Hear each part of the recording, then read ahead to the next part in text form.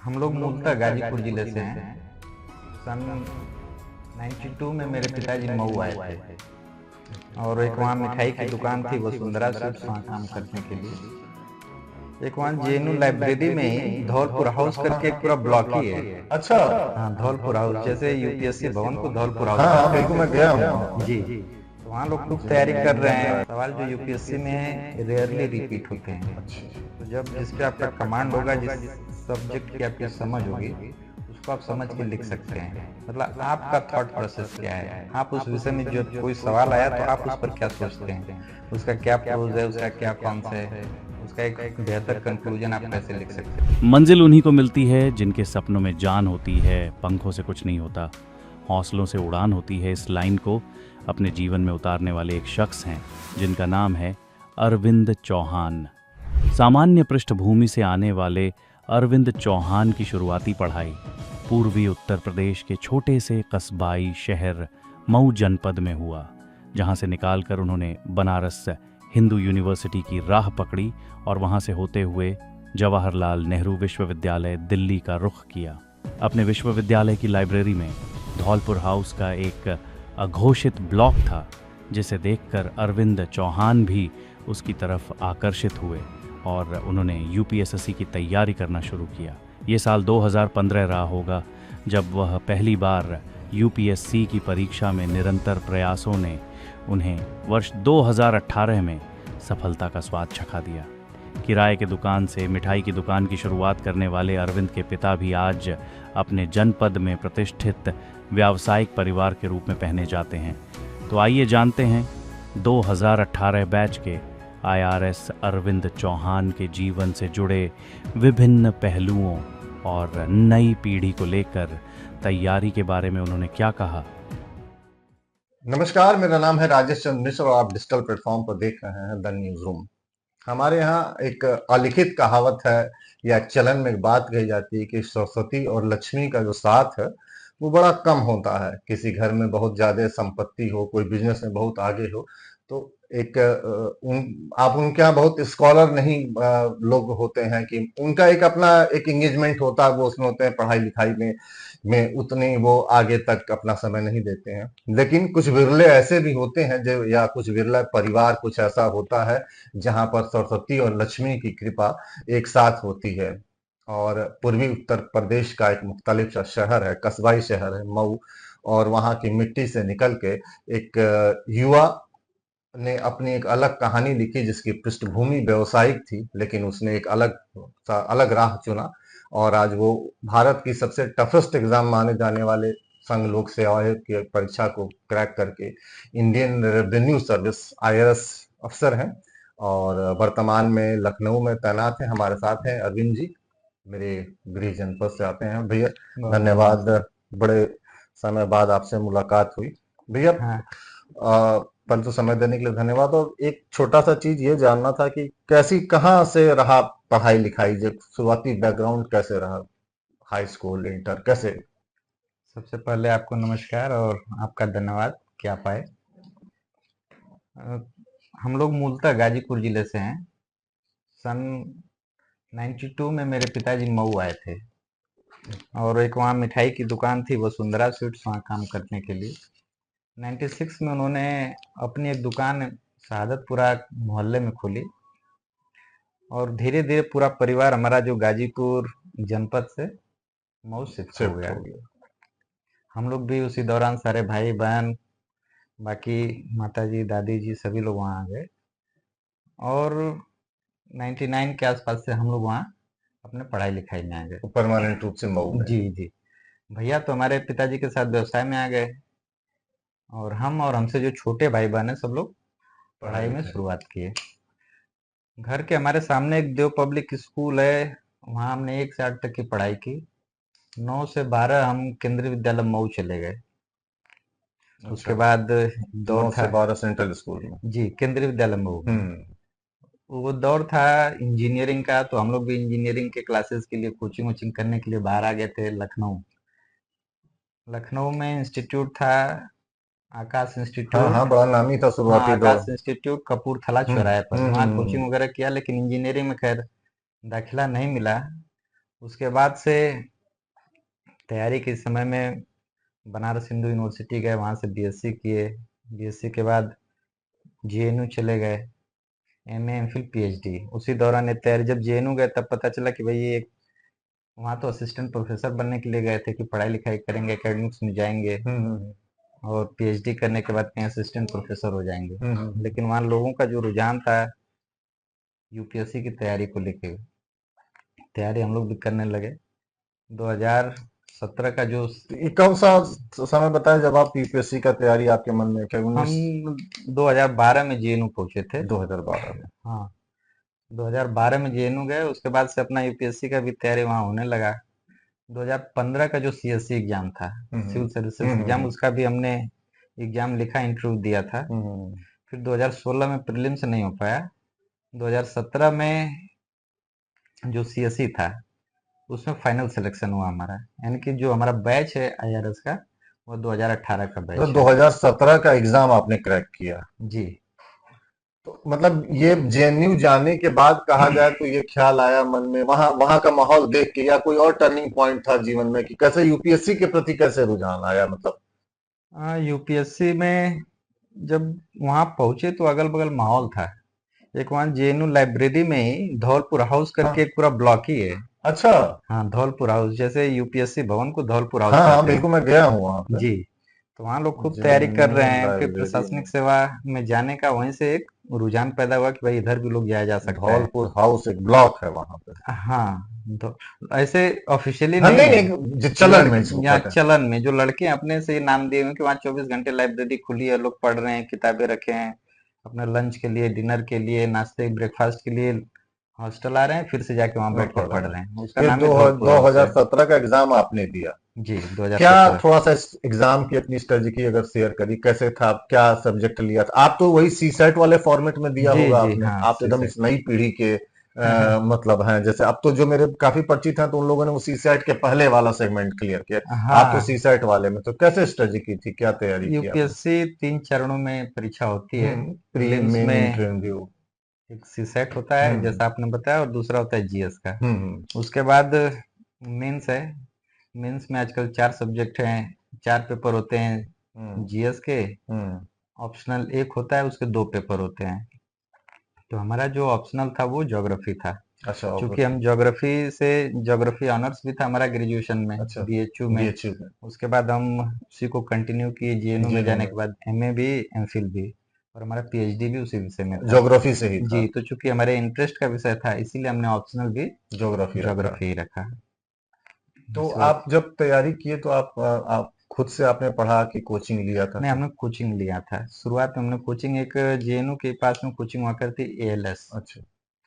Alternative learning system करके नाम था उसका, एएलएस। हम्म। तो वहाँ से कोचिंग लिया हुआ था। लेकिन चूंकि कोचिंग तो जब हम गए थे 13 में, हम्म 2013-14 के आसपास लिए थे, सिलेक्शन 2017 में। वो तो एक हम्म लंबी प्रक्रिया है, धीरे धीरे आप जाते हैं, चीज़ों को सीखते हैं, उसको समझते हैं, फिर एक बार सफल होता है, असफल होता है, सफल असफल होते होते आदमी लास्ट में जाके वो सफल हो पाता है।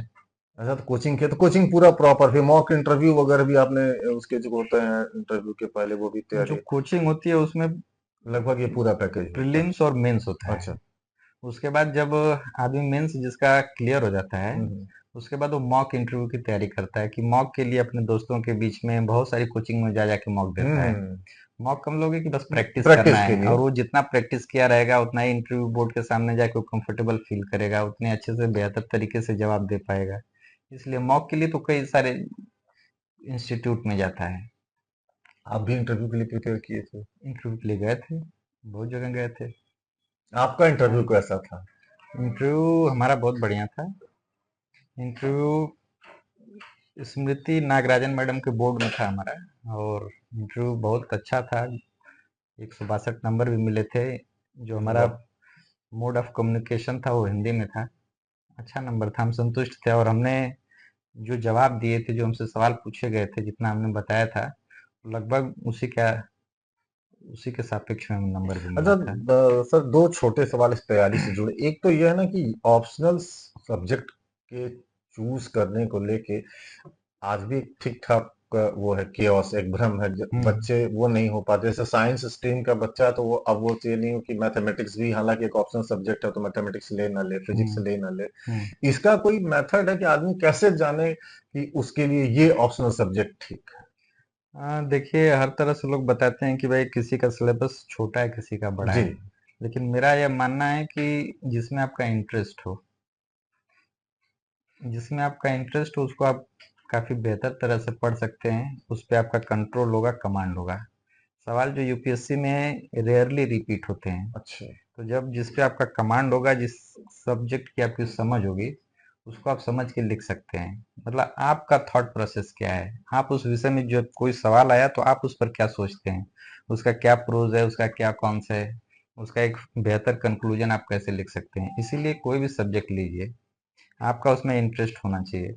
होता क्या है कि आप यूपीएससी में आप पहले अटेम्प्ट में हुए हैं कि छठवें में हुए हैं या पांचवें में, वो कोई इमैटेरियल है। अच्छा। एक बार आदमी हो जाता है तो हो हो जाता है। जाता, बिल्कुल तो सही बात। इसीलिए कि कभी कभी होता है कि आप ये सब्जेक्ट लिए, उससे नहीं हुआ, फिर दूसरा ऑप्शनल बदल दिए, फिर तीसरा बदल दिए, करते करते आपके सारे अटेम्प्ट खत्म हो जाते हैं। जबकि बहुत अच्छे लड़के होते हैं, ब्रिलियंट होते हैं, नहीं हो पाता है। इसीलिए आप शुरुआत से कोई एक सब्जेक्ट पकड़िए जो आपके इंटरेस्ट का हो, उस पर कमांड कीजिए। एक साल में नहीं होता है, कोई बात नहीं, दूसरे में होगा, तीसरे में होगा, लेकिन कहीं ना कहीं आप पहुंच जाएंगे। तो मतलब आप बेसिकली ये है कि जो आपके पढ़ाई के समय जो एक विषय, जो आपका एक इंटरेस्ट फ्रेम है, हम्म, उसको पकड़ के चलिए, उसी पकड़ के चलना चाहिए। उस पे आप कहीं भी कमांड। डिस्कस कर सकते हैं, बातचीत कर सकते हैं, आप अपना पक्ष रख सकते हैं। उसके दो चार विरोध में कुछ पॉइंट्स लिखने हो, बोलने हो, कहने हो, तो आप समझ पाएंगे ना। इसीलिए अपने इंटरेस्ट का विषय और चुनना चाहिए। दूसरा सर, एक एक जैसे आपने कहा कि आपका इंटरव्यू का जो मतलब था, कम्युनिकेशन, लैंग्वेज कम्युनिकेशन में हिंदी था, इस हम्म, बात को भी लेके एक बड़ा डिस्कशन है कि यूपीएससी में ऑलवेज इंग्लिश प्रेफर। तो ऐसा कुछ है या भाषा को नहीं, लेके कोई, ऐसा नहीं है, ऐसा नहीं है। बहुत से या ऐसे उसमें भी सुविधा वो स्मूथ ज्यादा है अंग्रेजी?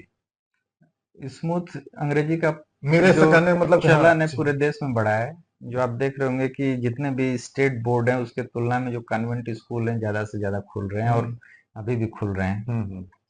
और उसमें पढ़ने वाले लड़के भी, उनका जो वे ऑफ कम्युनिकेशन है वो ज़्यादा बेहतर है। हम्म। बहुत अपनी बातों को बेहतर तरीके से रख रहे हैं। तो बस। कहीं ना कहीं जो इंटरव्यू होता है, आपके पर्सनालिटी टेस्ट होता है, वो ज्ञान का तो परीक्षा है हाँ, नहीं। नहीं, बस आप पर्सनालिटी ज्ञान की टेस्ट है। चीजें आप प्रीलिम्स और मेंस मेन में में पार देश करके आ पार चुके हैं। कर। तो इंटरव्यू है आपकी पर्सनालिटी का टेस्ट है। आप चीजों को जितना अच्छे तरीके से कर लेंगे, उतना ही आपको नंबर मिलेगा। और उसमें बहुत से ऐसे हिंदी के भी कैंडिडेट हैं जिनको अच्छा नंबर मिला है। 200, सवा 200 तक लोग पाते हैं, एक सौ हम्म। नब्बे पाते हैं हर एग्जाम में। हर साल जो पेपर हो रहा है, देखेंगे एक दो कैंडिडेट, अगर वो बायसनेस होती तो सबके साथ होना चाहिए, लेकिन ऐसा कुछ नहीं, नहीं है। बायसनेस की बात नहीं था, मेरा था कि जैसे आप सामने वाले को इजी कम्युनिकेट कर पाते हैं, या सामने वाला इजी आपकी इनपुट आउटपुट उसका थोड़ा ये होता है, इसलिए लोग अंग्रेजी चुनते हैं। जैसे लोग कहते हैं कि बुक्स वगैरह स्टडी मटेरियल भी इंग्लिश में ज्यादा ज्यादा हैं। है, ज्यादा, ये बात सही है। जो नोट्स या मटेरियल है, हाँ। उनकी क्वालिटी अच्छी है हाँ, इंग्लिश में, इसमें कोई डाउट नहीं है। इसके कोचिंग अच्छे हैं, क्वालिटी अच्छी है मटेरियल की।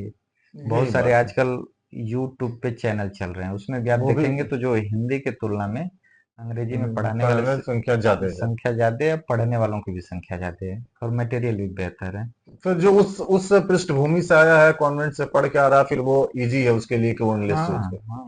अच्छा सर, आप 2018 में सर्विस में आए, 7-8 साल की आपकी जर्नी हुई। थोड़ा हम्म। सा इसके बारे में संक्षेप, कैसे शुरू हुई, पहली पोस्टिंग कहाँ से, अब क्या देख रहे हैं आप?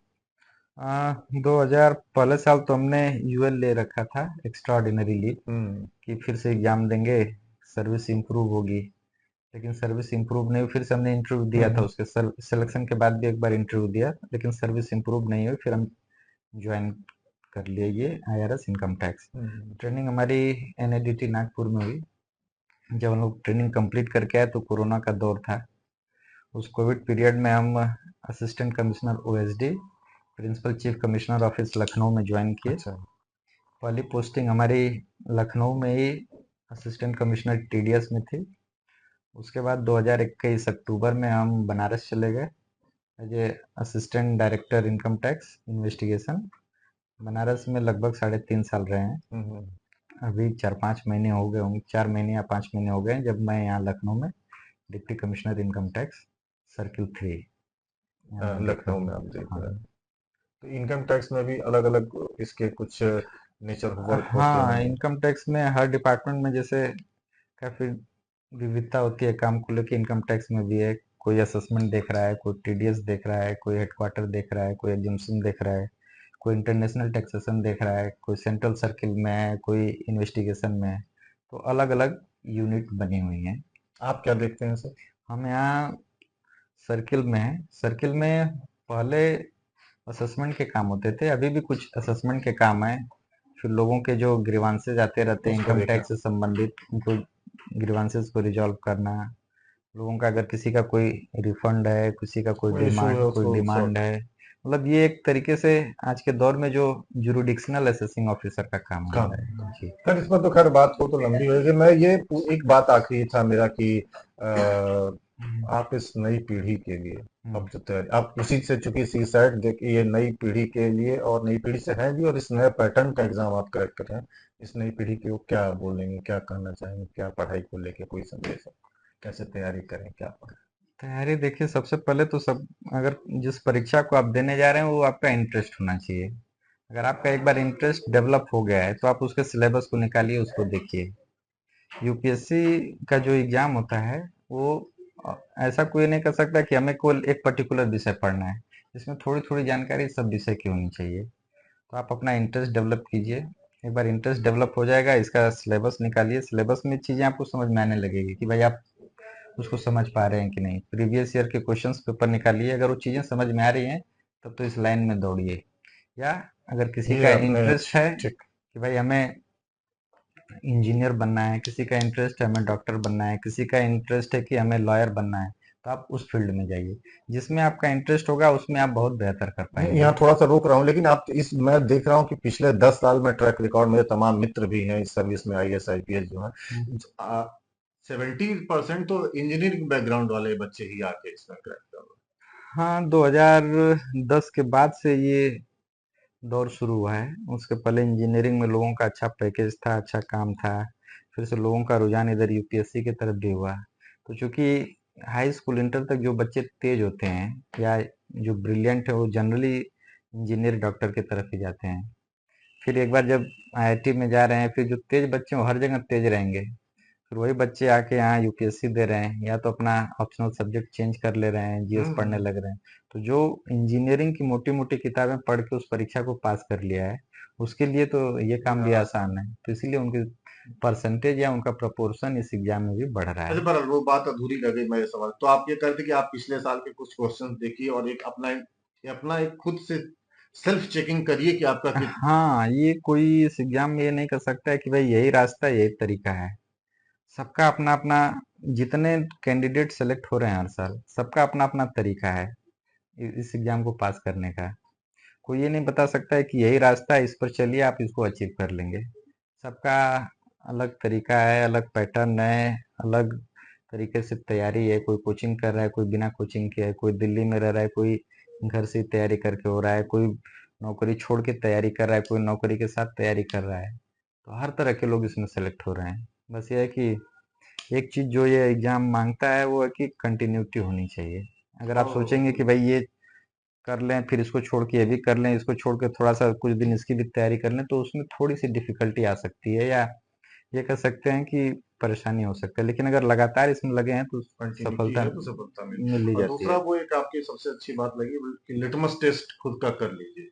हाँ, बिना उसके तो कैसे होगा। तो अगर उसके मान लिए लीजिए कि वही आप, एक उपाय है कि और भी कुछ आप बताना चाहेंगे? एक तो ये है कि आप पुराने साल के क्वेश्चन पेपर साइट वेबसाइट पर भी यूपीएससी के उपलब्ध हैं, और कुछ मैगजीन्स में भी मिल जाते हैं।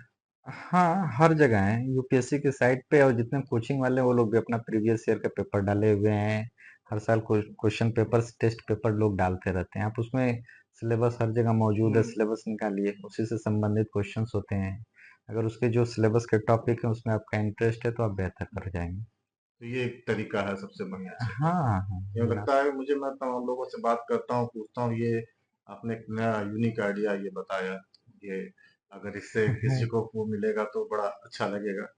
अरुण जी, आपने कम समय में अच्छी बात बताई, जानकारी दी, और मुझे लगता है कि ये इस बात का भी परिणाम है कि जो लोग ये कहते हैं कि बड़े शहर, छोटे शहर, सामान्य पृष्ठभूमि और बढ़िया, ये नहीं, ऐसा नहीं है, उसको, इस ऐसा मिथक नहीं को है, भी आपने तोड़ा है। ऐसा नहीं है। किसी जब आप रिजल्ट आता है तो उसमें आप देखिए न्यूज़पेपर्स में आने लगते हैं कि भाई कोई रिक्शा चलाने वाला का बेटा है, कोई दुकानदार का बेटा है, कोई सब्जी बेचने वाले का बेटा है, और बहुत से खुद ही जो बड़े ब्यूरोक्रेट हैं उनके भी बच्चे हैं, बड़े डॉक्टर हैं, बड़े शहरों से बच्चे हैं, एकदम रिमोट एरिया के भी बच्चे हैं। तो हर जगह के लोग आ रहे हैं, हर फील्ड से लोग आ रहे हैं, हर कम्युनिटी से लोग आ रहे हैं, हर एजुकेशन माध्यम जो कोई हिंदी पढ़ा हुआ है, कोई अदर रीजनल लैंग्वेज में पढ़ा हुआ है, कोई इंग्लिश मीडियम के। हाँ, नहीं, मेरा उसमें ये था कि जैसे आजकल की नई पीढ़ी के बच्चे नहीं है, छोटी मोटी बातों में गिव अप कर देते हैं, अरे यार पापा नहीं हो रहा, मम्मी ये नहीं हो रहा है, हमसे ये नहीं हो रहा है, हमारा मन नहीं लग रहा, उनके लिए भी आपका जीवन एक अम, एक बेंचमार्क है कि बहुत बार देखिए ऐसा होता है कि बच्चे का इंटरेस्ट नहीं है और गार्जियन लोग ज़्यादा भेजते रहते हैं कि भाई जाओ, ये तैयारी करो, ये तैयारी करो। जब तक इंटरेस्ट नहीं होगा वो बच्चा कैसे कर पाएगा? तो उसे तो उसको छोड़ कर आना ही पड़ेगा, या उसको असफल होके आना पड़ेगा। तो सबसे पहले कि गार्जियन की भी ये जिम्मेदारी है कि वो बच्चे में इंटरेस्ट देखे। अपने अपने रूटीन के पढ़ाई में, इंटर हाँ, ट्वेल्थ या के बाद या इंजीनियरिंग पढ़ने में के दौरान, या कोई मेरे भी परिचित हैं, उनकी बेटी गई थी, उन्होंने भेजा डॉक्टरेट पढ़ने की तैयारी के लिए, तो मतलब उसको बीच में ही छोड़ के आना पड़ा। हाँ, हो जाता है। जिसका जिसमें इंटरेस्ट हो अगर वो उसमें करता है तो सफल हो जाता है। जिसमें इंटरेस्ट नहीं है और जबरदस्ती थोपा गया है तो थोड़ा सा मुश्किल होगा। बावजूद इसके, ये आपका जीवन जो है, आपके जो कहानी है, ये एक सीख है सबके लिए कि अगर आप कुछ करने की ठानिए तो आप उसको कर सकते हैं। हाँ, चलिए अर्जुन भैया, बहुत बहुत चलिए बहुत धन्यवाद बहुत आपसे, धन्यवाद बहुत आपका। अच्छा